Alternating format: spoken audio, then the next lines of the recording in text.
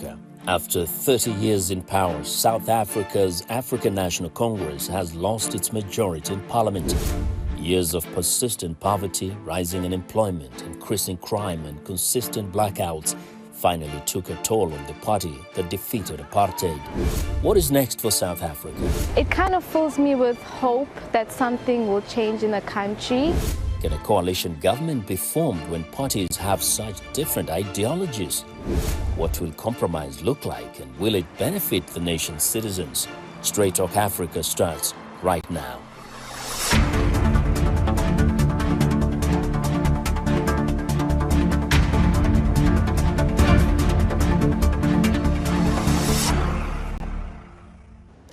Welcome to Straight Talk Africa, coming to you from the VOA headquarters here in Washington. I'm Vincent Makori. The result of the elections in South Africa was surprising but not unexpected. The African National Congress had comfortably won every previous elections since the end of apartheid in 1994, but not this time. Voters were weary of the lack of jobs, inequality, and rolling power blackouts gave it just 40%, down from 57.5% 5 years ago. President Cyril Ramaphosa called on South Africa's political parties to work together for the good of the country, as the final results from the election on May 29th confirmed that the ANC had lost its majority for the first time. Angela Johnston reports.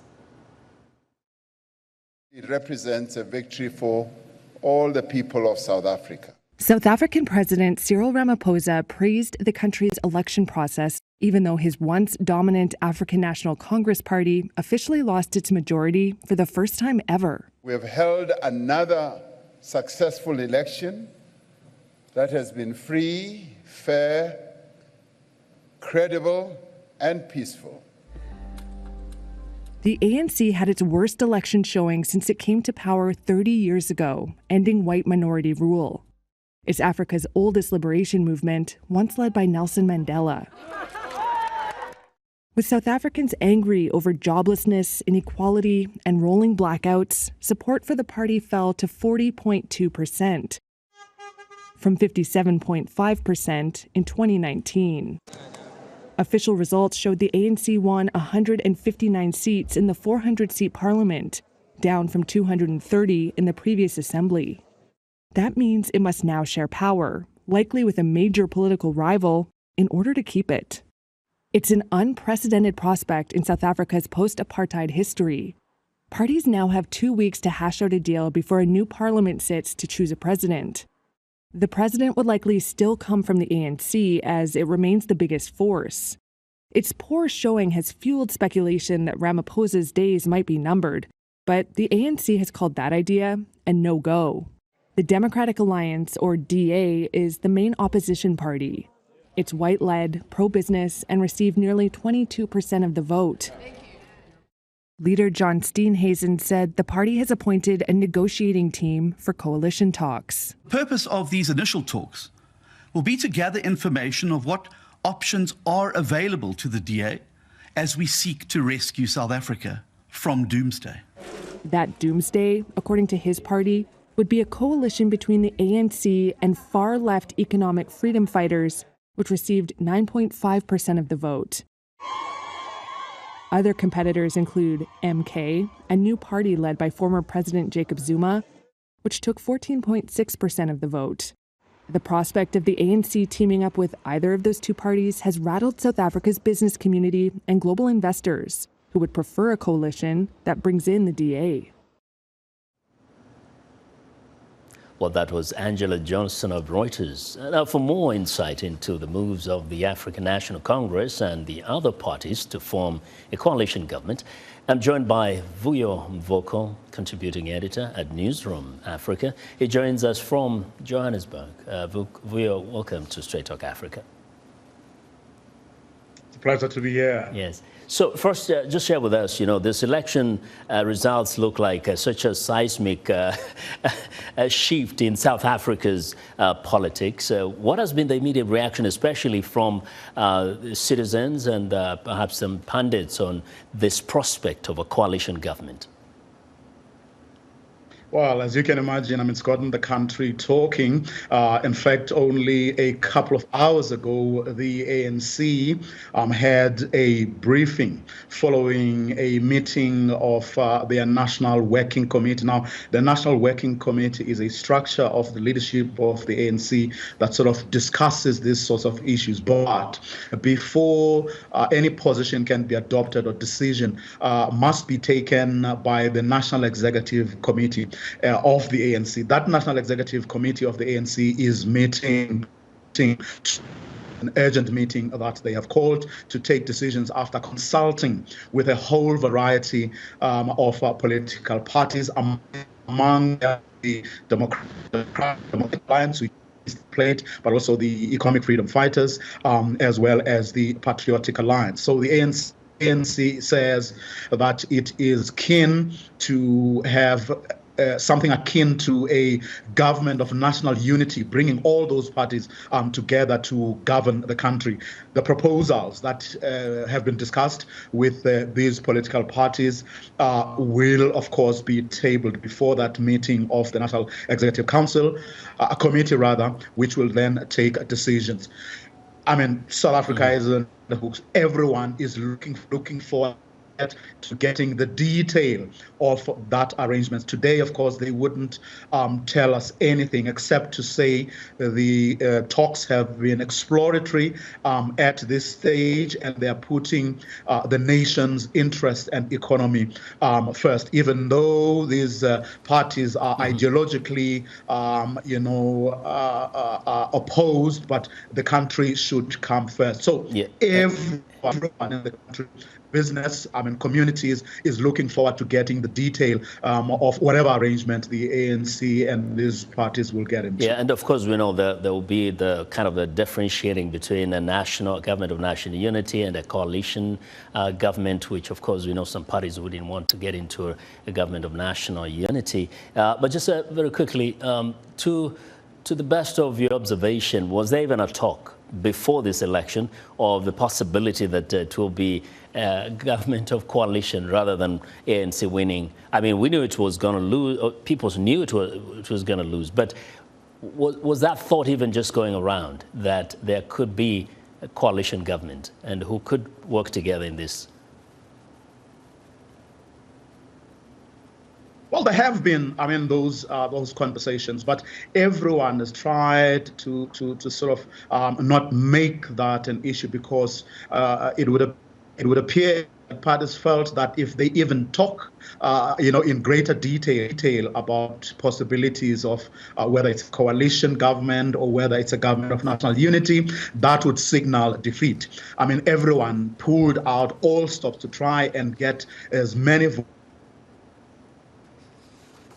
Conversation started, taking place more openly after the results at the weekend. But the opposition, the parties, in other words, everyone outside of the ANC has actually been entertaining this conversation, precisely because the polls did show that the ANC was not going to get a majority this time around, and that there is a likelihood of all these other parties forming a government outside of the ANC. So your democratic alliances, Inkatha Freedom Party, and a whole host of other small parties had discussions. There was something they called the Moonshot Pact, which then began to have conversations about possibilities. But that pact doesn't look like it stands a chance. So the biggest chance that the DA has at the moment is going to bed with the ANC, even though these are sworn enemies, so to speak. But both agree that in the nation's interest, it would actually make sense for them to co-govern this country. As to who's going to get what positions, that is not clear at this stage. But from preliminary information that has made it to the public sphere, it would seem that the Democratic Alliance would rather have the or take charge of the oversight bodies, in other words, or institutions. In other words, in Parliament, for example, it looks like they would prefer to the roles of Speaker and Deputy Speakers, or be the chairperson, take the chairpersonship of the National Council of Provinces, which is the second house of Parliament, and then take care of, in other words, have their MPs as chairpersons of all the select and portfolio committees in Parliament. And then in that way, they will hold the ANC accountable. But it's not clear at this stage as to what the other political parties' demands are. We don't know yet. We know for a fact the Economic Freedom Fighters leader, Julius Malema, did say that they would want to their MP, their deputy president, Floyd Shivambu, to be the Minister of Finance. We're not clear as to what the Patriotic Alliance would want. So everything is still up in the air at the moment. Hopefully, by the end of the day tomorrow, we'll get a clearer sense once the ANC has tabled whatever proposals they may have, whatever possible agreements they may have struck with the other political parties. All of that will come out into the open. Some tough negotiations there. I can see it probably going all night long and all day long. Vuyo, thank you very much. That was Vuyo Mvoko, contributing editor at Newzroom Afrika. It's time now for a break. And when we come back, we will discuss the new political landscape that is under formation in South Africa. How much will political parties compromise to be part of the governing coalition? Stay with us.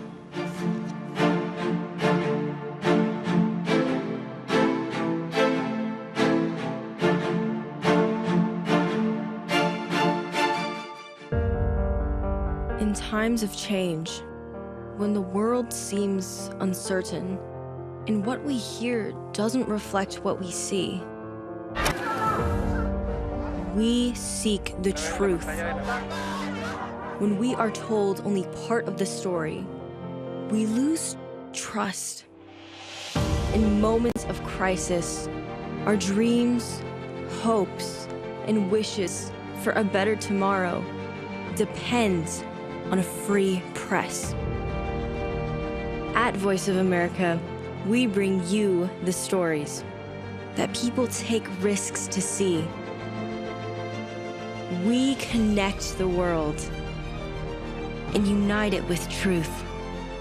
At Voice of America, we show you the whole picture.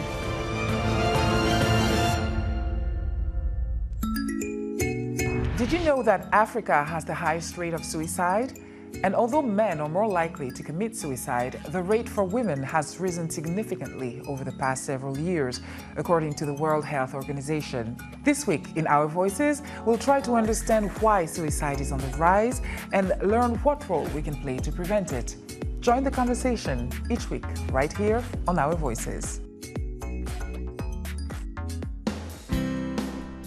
Health, wellness, sport, beauty, medical breakthroughs. Healthy Living cares about your well-being. What are the main health concerns in Africa and around the world? Find out the latest on coronavirus.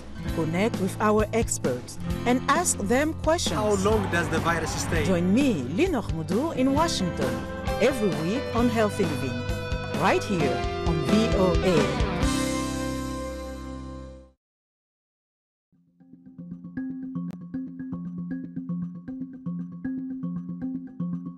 We all know that ANC was the party ruling, and I saw that they have less than 50%, and it kind of fills me with hope that something will change in the country and that, you know, there's action to change. It was to be expected, the results.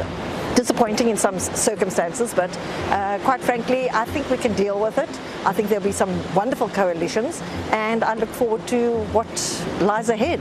I am really surprised that the ANC did not get the majority vote, but that's very surprising because then it means South Africans did actually go out and cast their vote and voice their opinion as to who they'd like in charge. So I'm really proud of us as a country that we know we took the chance and we tried to make a difference. I think the future government immediately for South Africa will have to include more of the other parties, definitely. And I personally think that the ANC's monopoly reign, if I could call it that, I think those days are over. There has to be a change with new parties being included. It is not only for political reasons, but I think for the economy of the country, it will only do us good. I see positive results coming out of it, and I hope that my wishes come true for South Africa. Hope, love, peace and care. It went by super fast in my opinion, and the results are filling a lot of us with hope that something will change, because we are really tired and we want to see, a difference in the country. Well, video journalist Yazid Kamaldeen asked people on the streets of Cape Town to weigh in on the election results.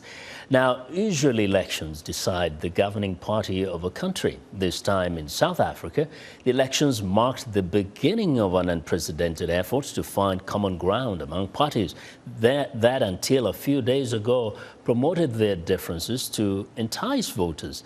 Let's take a look at this graphic of the elections results. Well, the ANC needed 50% of the vote, but only got 40%. The Democratic Alliance can help it get the points it needs, but the DA is seen as the party of South Africa's privileged white minority that is pro-Western. The Umkhonto we Sizwe Party, or MK, is considered a left-wing Zulu ethno-nationalist party. It is led by 82-year-old former ANC President Jacob Zuma, and it's marked with political and economic scandals of its leader. Also, the economic freedom fighters want to join the coalition. The economic freedom fighters is considered a communist and black nationalist political party founded by expelled former ANC Youth League President Julius Malema. Is this exercise in compromise among unlikely partners good for the country? For insight into this post-election reality, I'm joined from Johannesburg by a risk analyst, Marisa Lourenço, and from Washington, D.C. by Professor and Assistant Director, Center for African Studies, Howard University Phiwokuhle Mnyandu. Welcome to you both. Thanks very much. Now, let's start with the lady.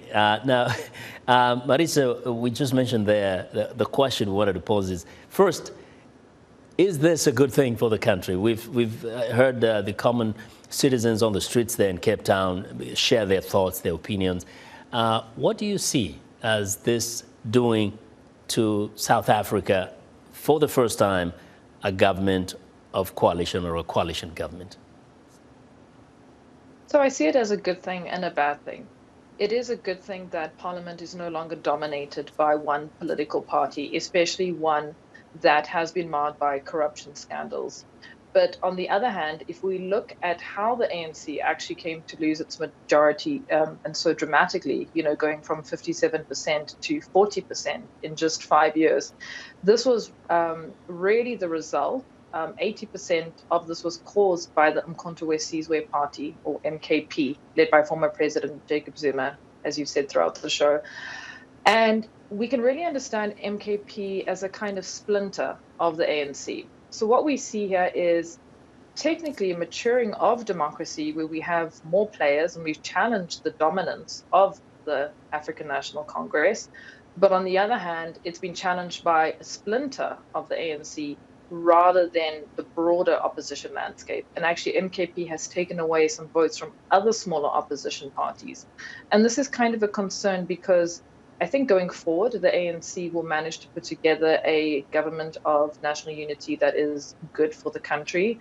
But it is concerning that effectively factionalism within the ANC is still dictating our politics to a very large degree. If you look at the EFF, it is also the splinter of the ANC. and ate into the ANC support from 2014 onwards. And the same thing has now happened with MKP.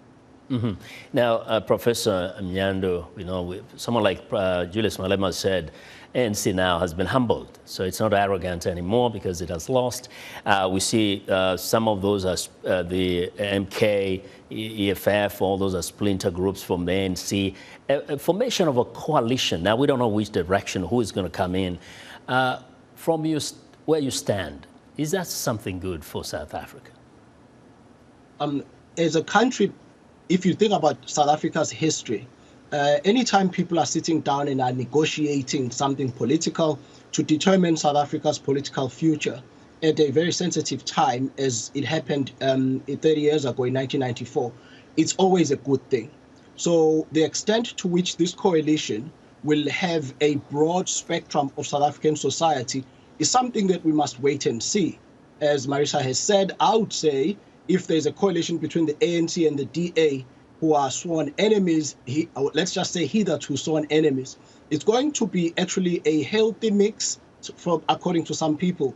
However, if we have an ANC, EFF, and PA coalition, that's now something that some people might see as combustible, as something kind of more anarchical, but it depends on who you are and what you want for South Africa. Mm-hmm. In terms of compromise, that's the other thing. We've had the DA make their demands, and of course, EFF has made some demands. MK is still trying to figure out, because it's disputing the elections anyway. What compromises will be needed among the parties themselves before we have a look of what that kind of a government will look to the people of South Africa, and of course from the international standpoint? Marisa. Sure. So I think, if we're going to look at a government of national unity, which is, it's effectively a coalition, but it's a coalition of several parties rather than just being between, say, the two largest parties like the DA and the ANC.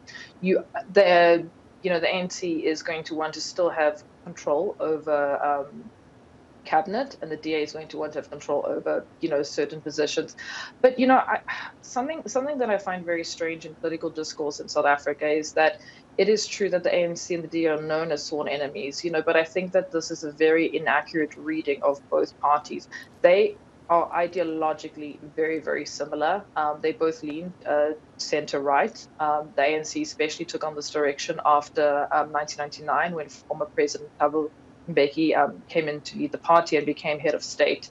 The two key issues where they differ is the DA is against black economic empowerment and affirmative action, and it's also against land expropriation without compensation. But together, effectively, I think that these two could iron out these two differences, and they would be able to rule quite effectively. Of course, this is not going to sit well with the electorate, which does see them as sworn enemies.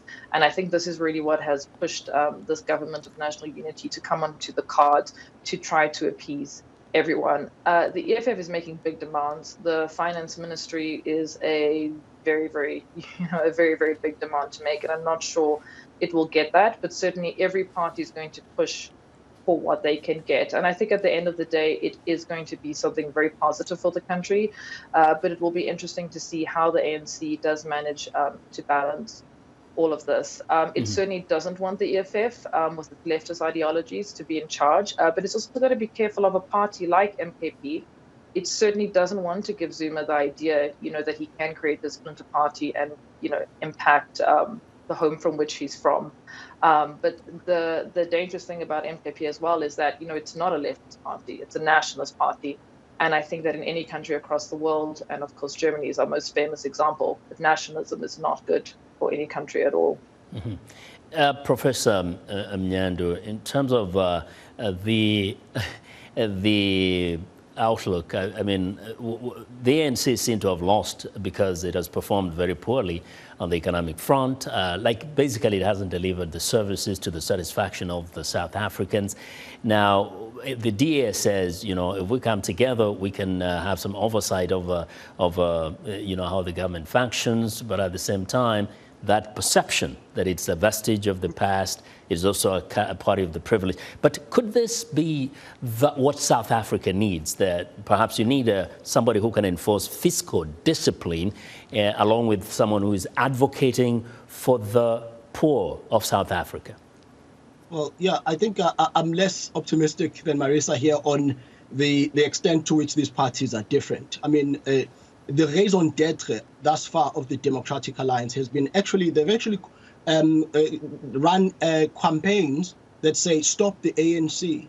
And some of these very fundamental stances of the ANC on foreign policy, on Ukraine, on the Middle East, they are diametrically opposed. Indeed, the ANC ran on a pro-Palestinian ticket, and it was vice versa for the DA. So these are very important questions that they need to iron out, and we cannot take them for granted that they will agree, and we cannot take it for granted that President Ramaphosa has consolidated his power enough within the ANC to be able to carry the day on all these compromises he has to make with the Democratic Alliance. Having said that, though, politicians are politicians, and you have a political class in South Africa, people who have never had jobs other than being politicians. So when faced with unemployment or lack of prestige, we cannot underestimate the extent to which politicians would go to compromise. And this might actually play well in a DA-ANC coalition. Yes, Marisa, that has been mentioned. I think it's nice Professor Mnyandu brought that in. There's also the aspect of how these parties differ in terms of the approach even to foreign policy. You know, we've seen that, especially on the issues of the Middle East. We've seen the position of the ANC, and also we know the issue with the Ukraine and Russia. How does that challenge, of course, the formation of a coalition? Yeah, so there's two very important things that I think that we do need to point out, because I don't think it's discussed enough in local media or in international media. The ANC might have run on its post-Palestinian stance, but that is not an ANC stance. That is the stance of the South African government. Now, that might be an ANC-led government where the decision to go to the ICJ was taken, but that is not the stance of the ANC. That is the stance of almost every single political party in the country except for two, which was the DA and the ACDP.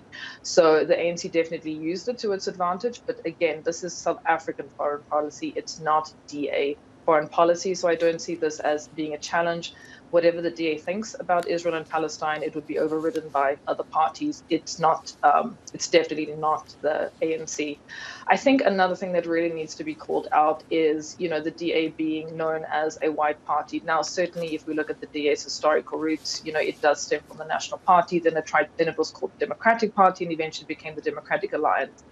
Now, if we look at the percentage of votes that the DA does receive or has received in this national election, it's over 20% of the vote. Now, it speaks about representing white interests. And I can say that if you look at these figures, this is actually not possible. And it's not possible because it would just be a nonsensical political strategy. The white population in South Africa currently sits at 7%. Now, I don't know what the voting population of that segment is. And I certainly don't know then what percentage of that voting population actually goes out and exercises the vote. But for the DA to actually achieve over 20% of the vote, it is representing much more than one racial group. And I think that is something that needs to be taken into account. I wanted to get a quick thought from Professor Mnyandu. We're running out of time. Could this be the beginning of the demise of ANC, or a leveling ground where we have parties that are almost on equal standing in the future elections? Yes, it is. The South African political economy has often been a boulevard of broken dreams. So it's high time that some parties come together and think about how to rescue the South African society. And so South Africa can actually get back to its potential. It's a great country. And whatever party that we end up, or government that South Africa ends up with, it must take care of the basics of politics. And it must be local, and it must be about people's lives. Mm-hmm. Thank you. Thank you. We have to leave it right here. Thank you for being on the show. Marisa Lourenço, risk analyst for Johannesburg, and Phiwokuhle Mnyandu, Assistant Director, Center for African Studies, Howard University here in Washington. Thanks to our affiliate stations for broadcasting Straight Talk Africa across the continent. I'll see you next time.